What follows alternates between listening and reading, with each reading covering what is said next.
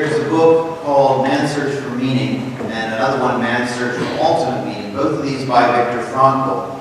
And Frankl was a psychologist who was thrown into Auschwitz. He lost his wife and his children, as many of them did during that time in the middle of the last century. And what Viktor Frankl observed were those people who had nothing to live for anymore died very quickly. So those who had lost their wife and their children, and there were many of them, very quickly succumbed to starvation and disease and everything else, to beatings, and were eventually dead. But Frankl found meaning in his existence in Auschwitz, and part of his reason to go on was he wanted to tell the story one day. And he tells of an episode where an SS trooper told him to carry 20 sandbags and piled them up against the fence, and he carried 21. Because he says that 21st sandbag was the one I did as a free man. In other words, he did over and above what this trooper had asked him to do. And the trooper wasn't going to punish him for doing more. But he said, that was my choice. I had a choice that I made in freedom. And this is a little bit of what Jesus is speaking to us about today.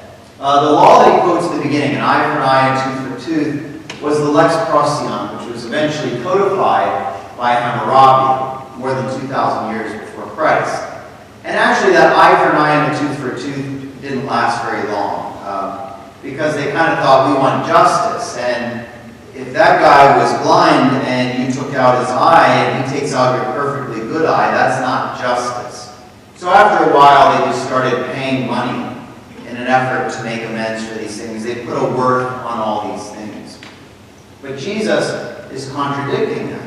Because he's saying you don't need to do that. You are the temple of God, and God will take care of his temple. So you Israelites who are oppressed by the Romans, and you keep doing this stuff that is really getting you killed and getting you nowhere toward being free. Jesus, when he was 12 years old, there was a man named Judas the Galilean who led a revolt against the Romans, burned down the Roman armory.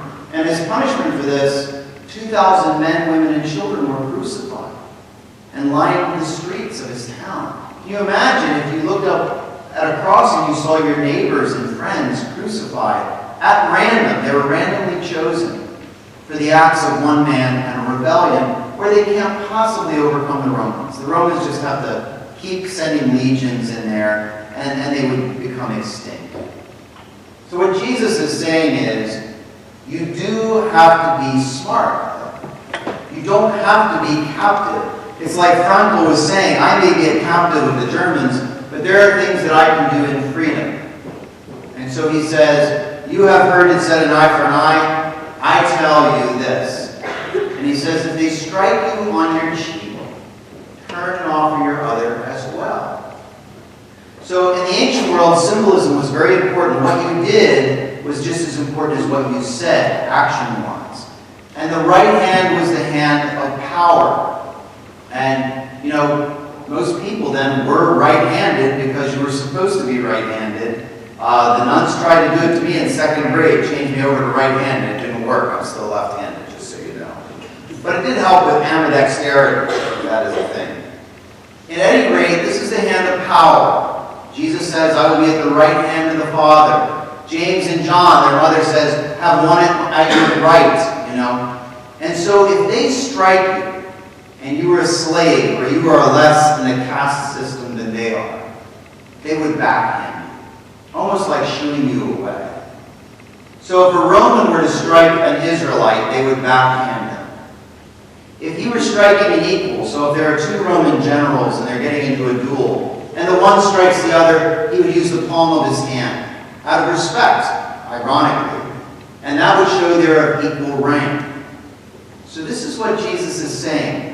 If they strike you on your cheek, turn and offer the other one. Because now they have to strike you with the palm of their hand.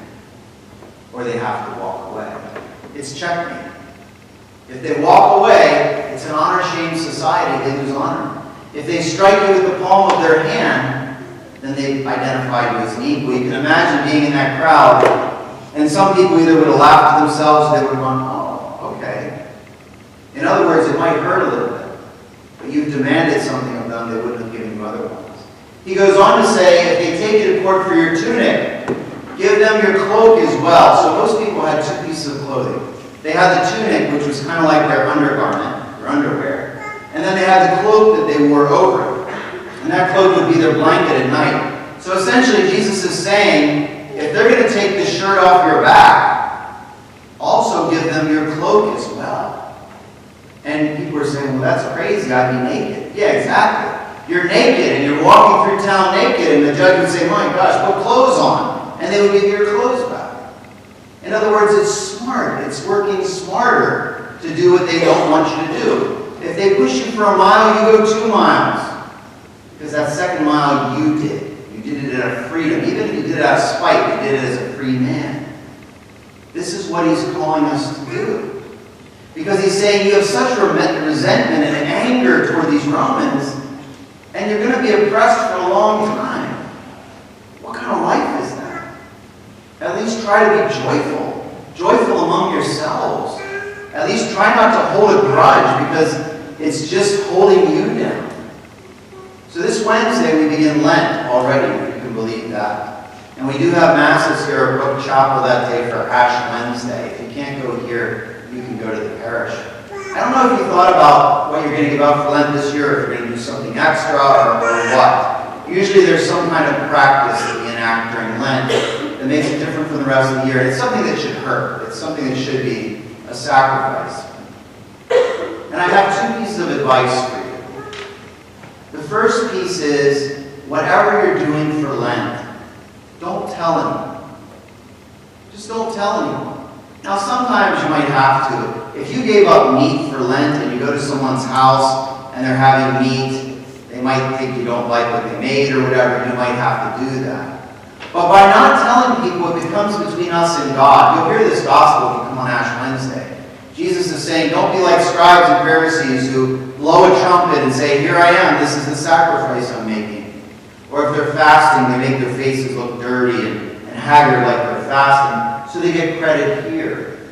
Jesus will actually say, you have already received your salary. You've already been paid for your services rendered. And therefore you have nothing in heaven. So my first piece of advice, if you just keep it to yourself, don't tell people about it. And then your Father who sees in secret will reward you in secret. The second piece is, if you haven't thought of anything to give up yet, give up resentment. Give up the grudge. Whatever we're holding on to. And maybe it's something we got mad over a couple years ago and we just never resolved it. Last week's gospel, Jesus says, if you're angry with your brother, leave your sacrifice here. That word anger was thumos, and thumos means a seething anger. It means an anger you have that even when you start to feel better about that person, then you try to relive it in your head so you don't feel better about it. And every time you relive it, it just gets worse and worse and worse. That stuff putrefies. It rots inside of us. It never gets better.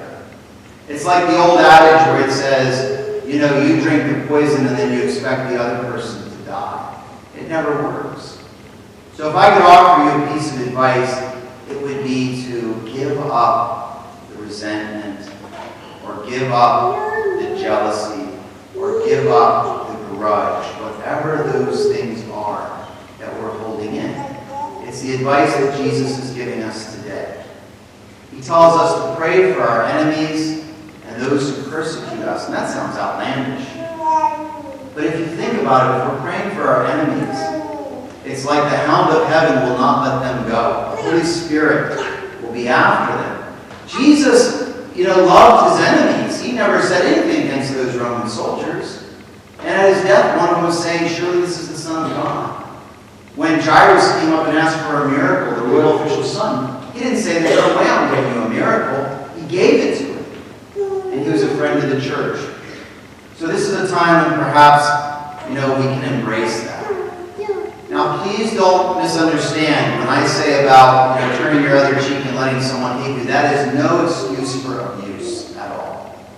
And as far as giving up resentment or forgiving people, if you cut me on my arm today, I can forgive you. And that's it. But if you cut me every single day after you apologize, it's going to be awfully hard. So if you're in a situation right now where you're constantly being hurt by another person, that's going to be really hard to let go of until you're out of that situation. I'm talking about if you're away from it, and it's just continued to be a part of your life. There's this story about a teacher, and he's walking along a creek with his students. And as he's walking along, he sees a scorpion that's drowning in the creek. And so the teacher reaches down and grabs the scorpion out of the water and sets it on the ground. And as he sets it on the ground, it stings him on the back of the hand. And one of his students says, "Master, you want me to smash that wretched thing, because it was not grateful that you saved its life." And the master said, "Why would you do such a thing? It is the nature of the scorpion to sting, and it is our nature to save." I encourage us all during this Lenten time that we begin this week to listen to the words of Christ. And it doesn't mean we have to be successful all the time. You know, Mother Teresa once said, the Lord doesn't ask us to be successful. He asks us to be faithful. But it'll help us to look at our brothers and sisters, that even though at times they may sting us, and we may think that is their nature, it is always the nature of a Christian to save.